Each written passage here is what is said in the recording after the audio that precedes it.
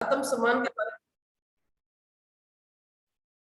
कि हमारे दो तरह के आत्मसम्मान होते हैं। एक तो होता है मतलब एक नेचुरल होता है, और एक होता है जो मतलब ईगो से भरा हुआ होता है। तो हमें जो है कि नेचुरल तरीके से अपने आत्मसम्मान को, अपने आत्मबल को बना करके रखना है। यानी खुद में भी इस तरह के काम करने हैं जिससे कि हम मतलब कहते हैं ना कि मतलब हम भी स्वस्थ रहे एक तरीके से, है ना, पवित्र बने एक तरीके से, और दूसरों का भी मान सम्मान बहुत जरूरी है। इसके साथ साथ कल हम पढ़ रहे थे बच्चों के बारे में कि जो पेरेंट्स होते हैं बच्चों की जो भी एक्टिविटी होती है उसमें कहीं ना कहीं बहुत बड़ा रोल जो होता है वो पेरेंट्स का होता है। तो पेरेंट्स को अपने घर में, अपने परिवार में इस तरीके का माहौल बना करके रखना चाहिए कि ताकि उसका असर जो हमारे बच्चों के ऊपर, जो छोटे बच्चे होते हैं उन पर बहुत तेजी के साथ उसका असर पड़ता है।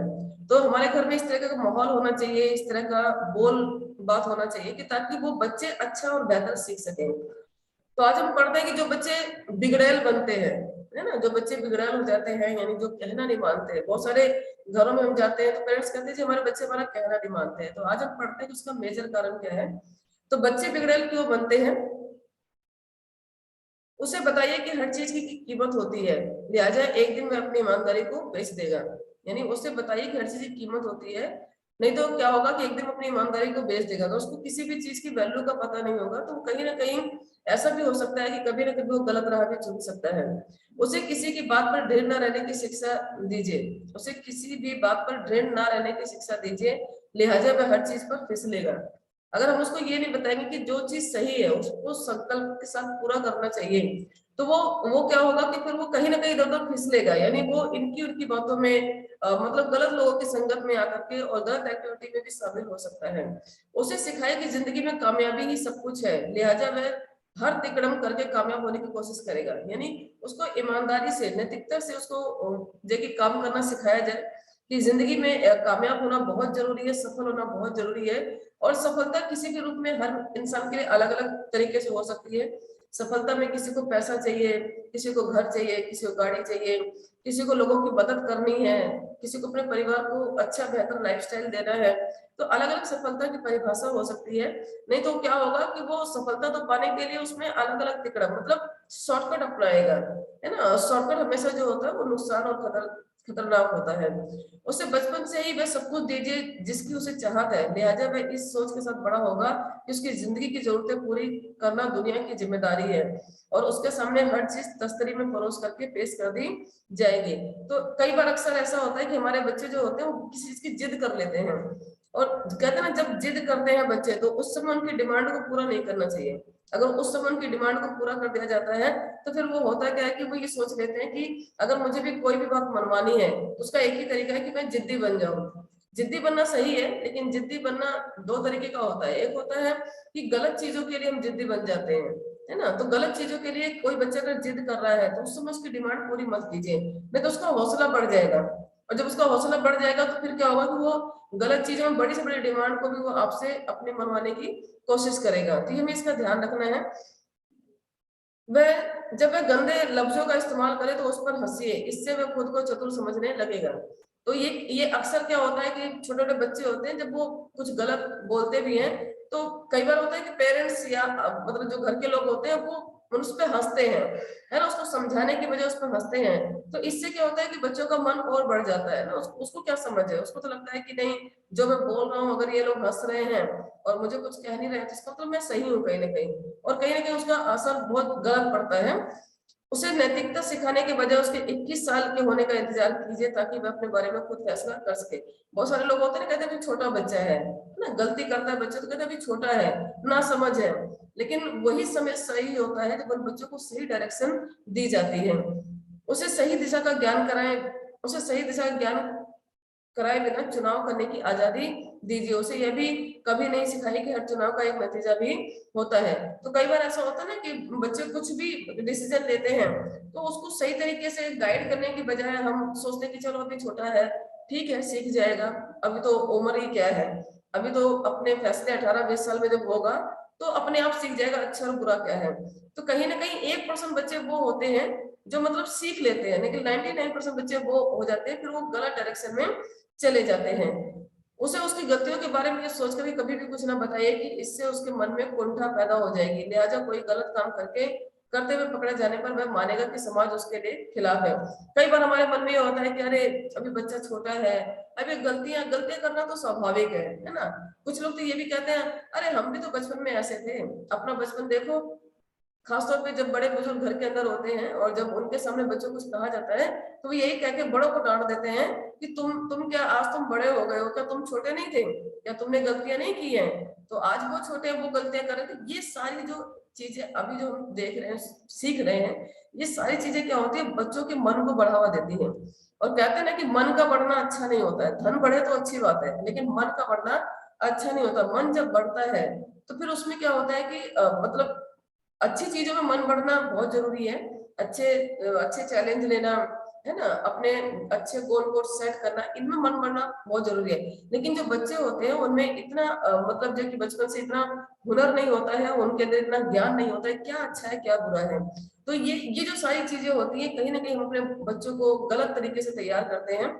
और ये बहुत जरूरी है कि इसके बारे में हम बच्चों को अपनी जानकारी दें। उसके आसपास बिखरी हुई उसकी आसपास बिखरी हुई हर चीज जैसे किताबें जूते कपड़े वगैरह खुद उठाइए, उसका हर काम खुद कीजिए। नतीजा ये होगा कि उसे अपनी सारी जिम्मेदारियां दूसरों के कंधे पर डालने की आदत हो जाएगी। अक्सर ऐसा होता है छोटे बच्चे होते हैं स्कूल से आते हैं, देखा करो बैग अलग फेंकते हैं, जूता चप्पल अलग फेंकते हैं। तो इस कंडीशन में क्या होता है कि हम कई बार कहते हैं बच्चा है थक गया है ना, तो हम ही उठा के सारी चीजों को रख देते हैं, गलत है ये।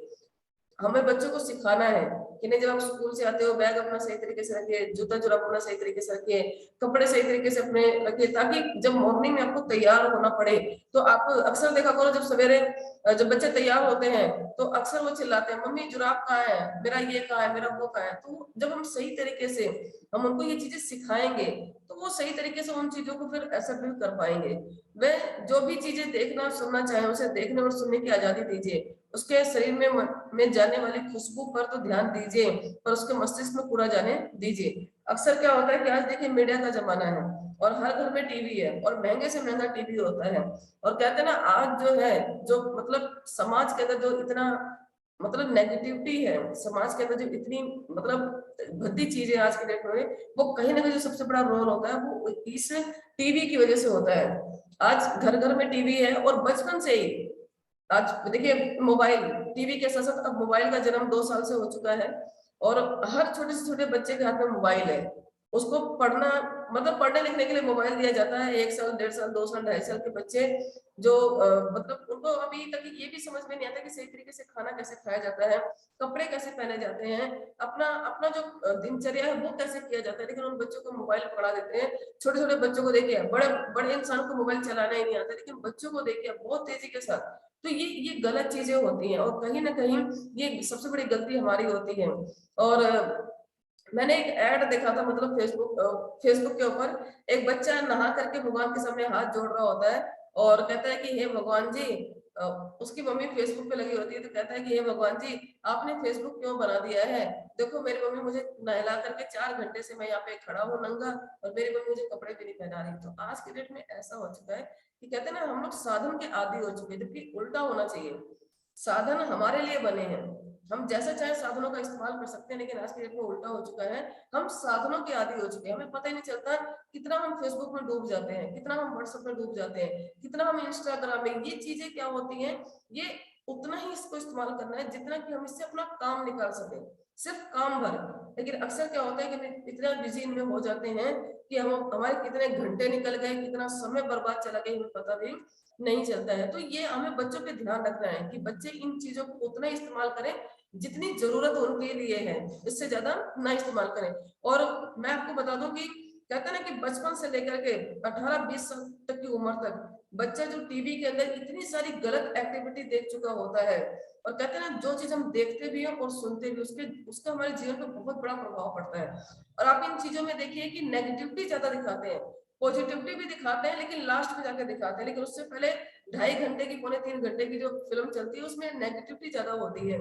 तो इसका बहुत बड़ा असर हमारे जीवन पर पड़ता है और यही कारण है कि आप देखिए जितने भी असामाजिक तत्व पैदा हो रहे हैं है ना, जितने भी केसेस आप देखिए चोरी डकैती बलात्कार, ये सब क्यों हो रहे हैं, क्योंकि बचपन से वो माइंड में वो सब चीजें चल रही हैं है ना। वो मतलब इतना ज्यादा दिखा दिया जाता है बच्चों को कि कहीं ना कहीं आगे चल करके मतलब वो निडर हो जाते हैं और फिर उनको किसी भी तरह का मतलब कोई कानूनी डर नहीं होता है, कोई परिवार का डर नहीं होता है, वो गलत तरह की एक्टिविटी में आ जाते हैं। तो ये बहुत जरूरी है कि इस पे हमें ध्यान देना चाहिए।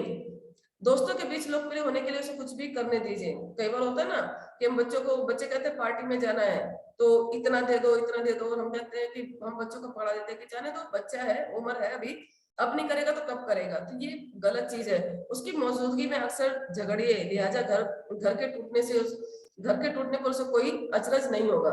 अक्सर ये भी बहुत जरूरी है घर के अंदर कि कहते हैं ना छोटे बच्चों के सामने कभी भी लड़ाई झगड़ा या कभी इस तरह का मतलब कोई भी इस तरह का माहौल नहीं रखना अपने घर के अंदर, जिससे कि बच्चों के माइंड पे गलत असर पड़े। ये बहुत जरूरी है।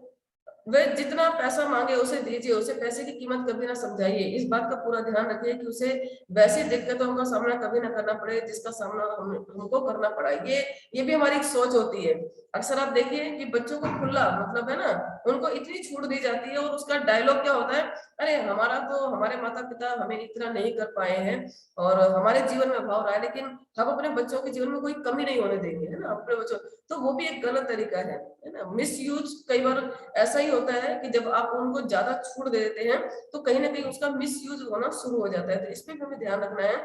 खाने पीने और ऐशो आराम की सारी शारीरिक जरूरतों को यह सोच करके फौरन पूरा कीजिए कि चीजें ना मिलने पर वह हताश हो जाएंगे। अक्सर ऐसा होता है ना। तो ये भी हमें ध्यान रखना है कि उतना ही जितना मतलब बच्चों को आभास ये होना चाहिए। मैंने एक ट्रेनर को सुना था कि आज उनके पास कोई कमी नहीं है, आज मर्सिडीज है, करोड़ों की संपत्ति है, यूट्यूब चैनल पे फेमस, सब कुछ होने के बावजूद भी वो आज भी कहते हैं कि मैं अपने बच्चों को जो है कि लोकल साधन का मतलब होता है कि जो मतलब बस वगैरह चलती है, कहते हैं उसमें मैं उनको भेजता हूँ ताकि उनको ये आभास हो कि अगर पापा ने दौलत कमाई है तो उसके पीछे कितनी स्ट्रगल, कितना मेहनत रहता, कि कल को जब उनके ऊपर ये जिम्मेदारियां पड़े तो वो हताश ना हो, वो निराश ना हो, अपनी जिम्मेदारी को कबूल कर सके। और इसीलिए बार बार कहा जाता है ना कि बच्चों को जिम्मेदारी देना चाहिए और जिम्मेदारी उनको बचपन से सिखानी चाहिए कि जिम्मेदारी क्या चीज होती है। तो ये बहुत जरूरी है। पड़ोसी और अध्यापकों के सामने सोच करके हमेशा उसका पक्ष लीजिए कि हमारे बच्चे के लिए उनके मन में मैल है। अक्सर ये होता है, आज देखिए आप कि स्कूलों के अंदर बच्चों को डांटना मतलब मारना तो डांटना भी मना कर दिया गया है कि पेरेंट्स बच्चों को डांट नहीं सकते हैं। और पहले के समय पे क्या होता था कि पहले के समय पे मतलब इतना खतरनाक तरीके से टीचर फेस आते थे, तो वही कारण था कि बच्चे उनसे डरते थे। और कहते हैं ना दो चीजें मतलब काम जो होता है ना दो दो चीजों में होता है, या तो उस काम का डर बच्चों के अंदर हो जाए, किसी भी काम का डर बच्चों के अंदर हो जाए तो वो काम हो जाता है, और एक होता है लगन के साथ में, है ना, लगन। तो पहले क्या था कि बच्चे डरते थे टीचर से, है ना, तो वो पढ़ते थे हर चीज में। देखिए पहले इतनी ज्यादा मतलब पढ़ाई का साधन नहीं होता था, लेकिन उसके बावजूद भी बच्चे जो पढ़ते थे वो बेहतर पढ़ते थे। लेकिन आज की डेट में उनके पास साधन बहुत है, आज किताब भी है, आज लैपटॉप भी है, आज उनके पास मोबाइल, सब कुछ है उनके पास। तो ये जो साधन है ये उनको इस तरीके से हम दे रहे हैं, इस तरीके से प्रोवाइड कर रहे हैं कि उन साधनों का वो गलत इस्तेमाल करते हैं। तो अध्यापकों को ये बोल दिया गया कि भाई आप बच्चों को उंगली नहीं लगा सकते हो। और आप देखिए, आप देखते हैं कि मतलब बच्चे टीचरों को धमकी दे देते हैं, यहाँ तक कि बच्चे टीचरों को मार भी देते हैं। ऐसे बहुत सारे केसेस निकल करके आ रहे हैं। तो ये बहुत गलत चीज है, ये हमें बच्चों को इस पे अपने रोक टोक करना चाहिए। जब वे किसी असली मुसीबत में फंसे तो ये कह करके हाथ झाड़ लीजिए कि मैंने अपनी ओर से पूरी कोशिश की पर उसके लिए कुछ ना कर सका। जब बचपन से ये गलत एक्टिविटी में बच्चे तैयार होंगे तो होगा क्या, एक ना एक दिन वो कहता है ना, वो पाप का घड़ा तो भर ही जाता है तो छलक जाता है। तो कहीं ना कहीं फिर बच्चे गलत तरीके से फंस जाते हैं और उस समय फिर पेरेंट्स क्या कहते हैं, भाई हमने तो अपनी तरफ से पूरी कोशिश की थी पर ये बच्चों ने हमारी सुनी ही नहीं। तो ये भी एक गलत तरीका, आप अपनी जिम्मेदारी से भाग नहीं सकते हैं। उसे ये सोच करके किसी बात पर मत टोके कि अनुशासन से आजादी छीन जाती है, ये गलत है। अनुशासन जो बना है, डिसिप्लिन जो बना है, वो आजादी छीनने के लिए नहीं बना है, आजादी को सही तरीके से ग्रहण करने के लिए बना है, आजादी को सही तरीके से जीने के लिए बना है। तो ये बहुत जरूरी है कि हमें डिसिप्लिन मेंटेन करना बहुत जरूरी है। कुछ घरों में मैं देखती हूँ कि डिसिप्लिन बहुत अच्छा होता है ना। तो ये डिसिप्लिन मतलब जो बचपन से देखो बड़े बुजुर्ग जो कहते हैं वो गलत नहीं कहते हैं, और बड़े बुजुर्ग की बात अगर हम नहीं सुनते हैं, ठीक है, समय के साथ साथ चैलेंजेस मतलब चेंजेस होते हैं, चेंजेस करना बहुत जरूरी है। लेकिन जो चीजें बनी हुई है, कुदरती जो नियम बने हुए हैं उसका भी हमें पालन बहुत जरूरी करना है। अगर हम उसका पालन नहीं करते हैं, अब जैसे देखिए कहा जाता है कि दिन में पेड़ों को पानी देना चाहिए, पौधों को दिन में पानी देना चाहिए, शाम के बाद पौधों को पानी नहीं देना चाहिए। अब ये नियम बना हुआ, अब इस पे क्या होता है कि अगर हम बहस करें क्यों ऐसा क्यों होता है, क्या पानी की प्यास दिन में लगती है, रात को नहीं लगती है? तो ये कुछ चीजें ऐसी होती हैं जो डिसिप्लिन के तहत होनी चाहिए, और डिसिप्लिन मेंटेन करना बहुत, और डिसिप्लिन जिसकी जिंदगी में नहीं होता, अनुशासन जिसकी जिंदगी में नहीं होता है, कहीं ना कहीं अस्त व्यस्तता उनकी जिंदगी में होती है।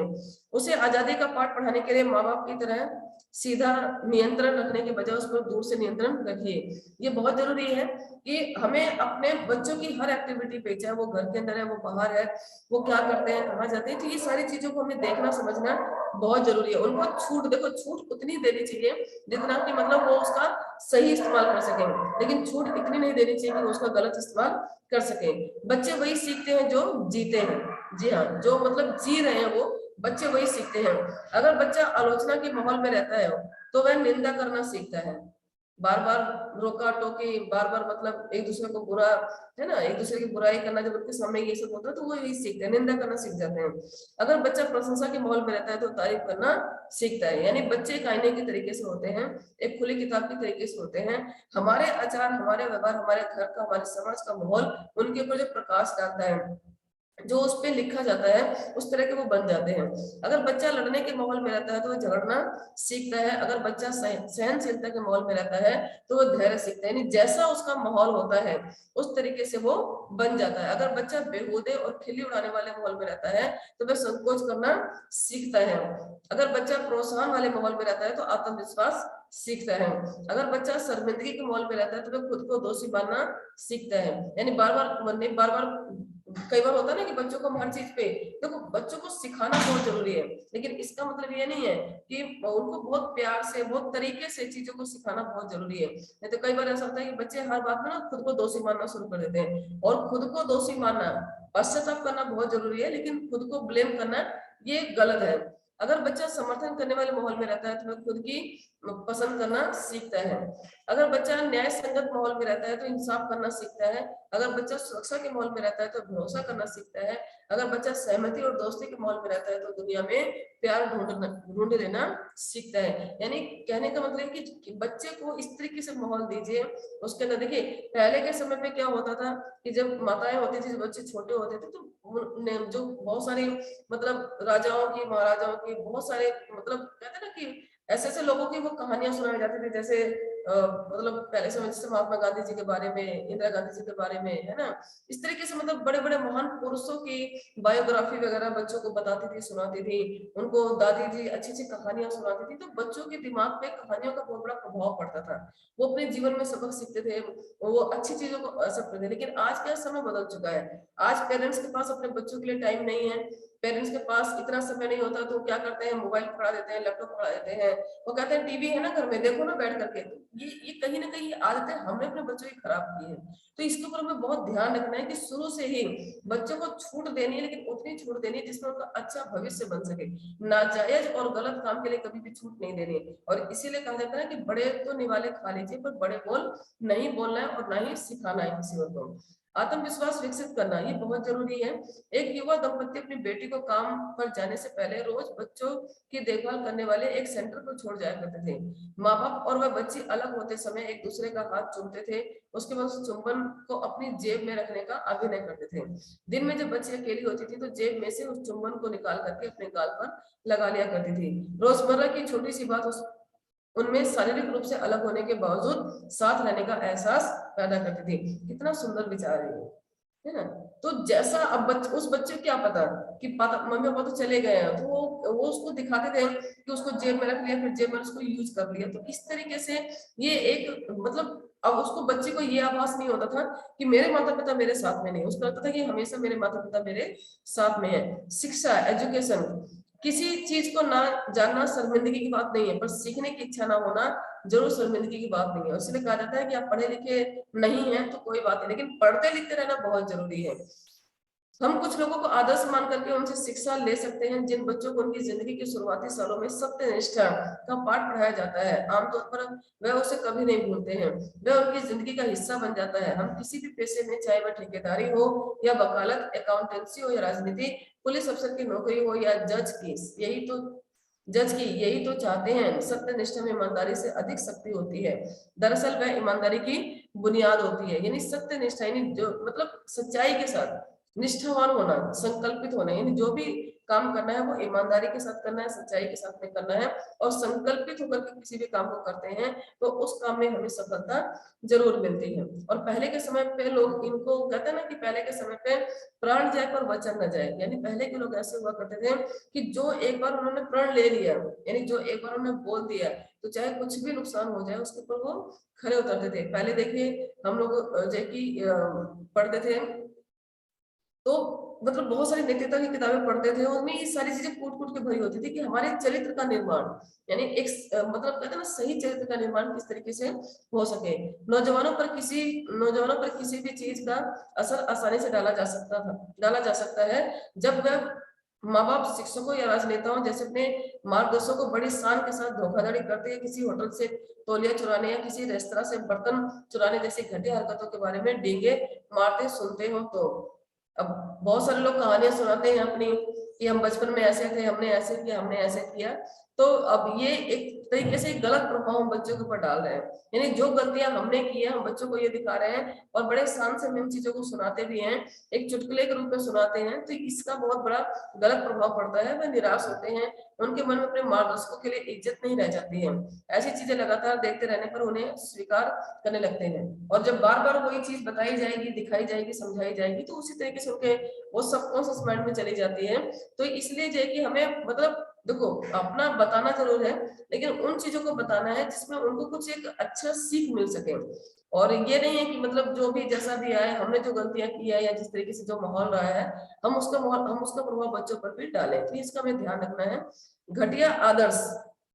एक शिक्षक ने एक बच्चे से पूछा तुम्हारे पिताजी क्या करते हैं? बच्चे ने जवाब दिया मुझे मालूम नहीं, पर मेरा ख्याल है कि वे पेन, पेंसिल, बल्ब और टॉयलेट में इस्तेमाल होने वाले पेपर रोल बनाया करते हैं, क्योंकि वे हर रोज अपने लंच बॉक्स में यही चीजें घर लाया करते हैं। मतलब वो ये चीजें अपने घर में लेकर के आया करते थे तो उसको लगता था कि पापा यही चीज बनाते हैं। और कल हमने एक स्टोरी के माध्यम से भी जाना था कि एक बच्चा छोटा था और वो बचपन से मतलब कभी वो पेंसिल स्कूल जाता, कभी पेंसिल, कभी रबड़, कभी शॉर्पनर, इस तरह चुरा चुरा के लाया करता था। और जब वो धीरे धीरे बड़ा होने लगा तो वो फिर वो आदत बन चुकी थी उसकी, तो डेली वो जाता था और फिर जब वो बड़ा बन चुका था तो डकैत बन चुका था, डाके डालता था और बहुत जे की मतलब पूरा माल बटोर के लेकर के आता था। लेकिन कभी उसकी माँ ने बचपन से लेकर के बड़े तक कभी ये नहीं पूछा कि बेटा ये सारी चीजें तुम कहाँ से लाते हो। और जब उसको पकड़ लिया गया और क्योंकि उसने इतनी सारी गलतियां की थी, इतने सारे डाके उसने डाले थे कि उसको फांसी की सजा मुकर्रर कर दी गई। और जिस दिन उसकी फांसी होने वाली थी तो उसको बताया गया कि अगर आपकी कोई भी एक इच्छा है जो आप अपनी पूरा करना चाहते हो तो हम आपकी इच्छा पूरा करवा सकते हैं। तो उसने कहा कि हाँ मेरी एक इच्छा है कि मेरी माँ को बुला दिया जाए। अब माँ उस अवस्था में भी माँ को ये समझ में नहीं आ रहा कि मेरे बेटे को फांसी होने जा रही है और वो भागी भागी जाती है, सोचती है कि हो सकता है बेटे ने कोई धन छुपाया होगा तो मुझे बता देगा। बेटा अपनी माँ को बुलाता है और कहता है कि माँ अपना कान इधर लेकर के आओ। और माँ बड़ी खुशी से अपना कान बच्चे के सामने लेकर के जाती है और वो बच्चा पूरी ताकत से अपनी माँ का कान काट लेता है, कान लटक के जाता है, पूरा पूरा खून खून हो जाता है। और सारे पुलिस वाले जितने भी होते हैं सब उसको घेर लेते हैं, पकड़ लेते हैं और उसे पूछते हैं कि तुमने ऐसा क्यों किया। तो बच्चा कहता है कि ये वही माँ है, जब मैं बचपन में छोटा था तो पेन, पेंसिल, रबड़, कॉपी, शॉर्पनर चुरा के लाया करता था, लेकिन कभी मेरी माँ ने मुझे ये नहीं बताया कि बेटा कभी पूछा ही नहीं कि तो ये चीजें कहाँ से लेकर के आता है। ये गलत बात है। कभी पता नहीं लगाया कि आखिर मैं चोरी करता हूँ, क्या करता हूँ, क्या नहीं करता। अगर मेरी माँ ने बचपन में मुझे ये सबक दिया होता कि ये गलत काम है, ये नहीं करना चाहिए, तो शायद आज मैं इस मुकाम पे नहीं होता कि आज मुझे फांसी हो रही होती। और इस तो उसकी फांसी को माफ कर दिया जाता है।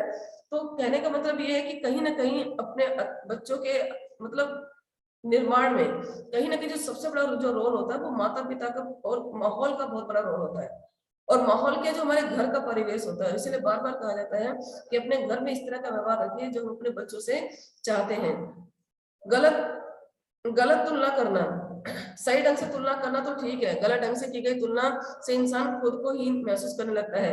दूसरों से तुलना किए जाने पर आमतौर पर हम में उनसे ज्यादा काम करने की क्षमता दिखाने की प्रतियोगी भावना उत्पन्न होती है। ऊंचे दर्जे के आत्मसम्मान वाले लोग दूसरों से मुकाबला नहीं करते हैं, इसके बजाय अपने काम करने की क्षमता में सुधार लाते हैं। वो खुद से ही मुकाबला करते हैं, अपनी उपलब्धियों की तुलना अपनी क्षमताओं से करते हैं। अक्सर हमारे सामने क्या होता है, हम लोग क्या करते हैं कि बच्चों की तुलना बच्चों से करते हैं। अक्सर ये पेरेंट्स करते हैं, देख वो शर्मा जी का बेटा देख कितना पढ़ाई लिखाई में अच्छा है, अच्छे नंबर आते हैं, ये होता है वो होता है। तो हमें ये गलत, ये तुलना किसी के साथ नहीं करनी है। हाँ, सुधार करना बहुत जरूरी है, उनको इस सुधार के बारे में उनको बताना बहुत जरूरी है, उनको एक्टिविटी के बारे में बताना जरूरी है कि कौन सा काम उनका सही है, कौन सा गलत है। लेकिन तुलना कभी किसी के साथ नहीं करनी चाहिए। अगर हम किसी के साथ तुलना करते हैं तो बच्चे उस अवस्था में क्या होते हैं, अपने आप को वो कमजोर मान लेते हैं, अपने आप को वो अपने आप को वो मतलब अपने आप को एक शर्मिंदगी महसूस करते हैं। उनको लगता है कि मैं नहीं कर सकता हूँ, मेरे बस की बात नहीं है। और अक्सर जब हम प्लान दिखाने जाते हैं तो लोगों के साथ यही ज्यादातर होता है